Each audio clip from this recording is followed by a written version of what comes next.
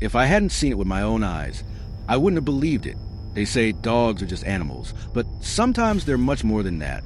In just 8 years, something unimaginable happened. You might think a rock is just a rock, or a chicken is just a bird. But what if I told you that animals can change?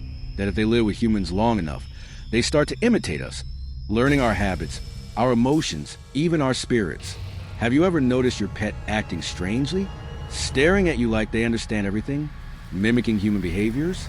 If you have, you might want to be careful, because your beloved pet might not be what it seems.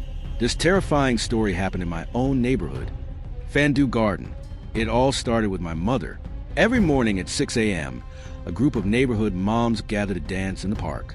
Among them was Mrs. Lee, who was preparing for a big competition. But one day, she didn't show up.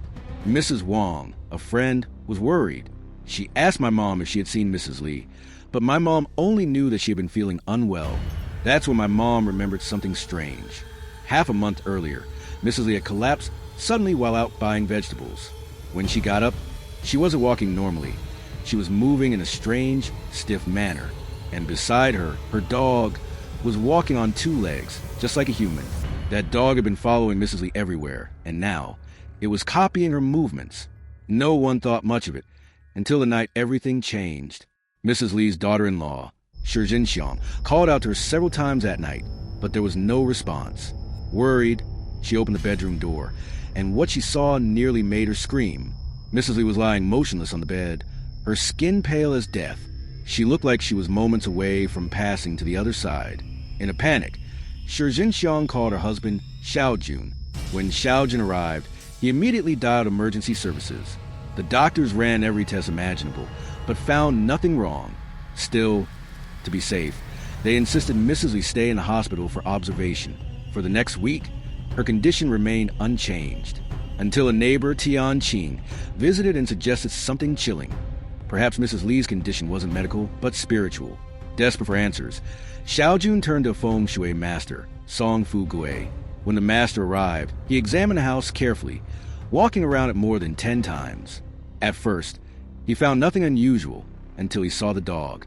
The moment he laid eyes on it, his expression darkened. He turned to Xiao Jun and asked where the dog came from.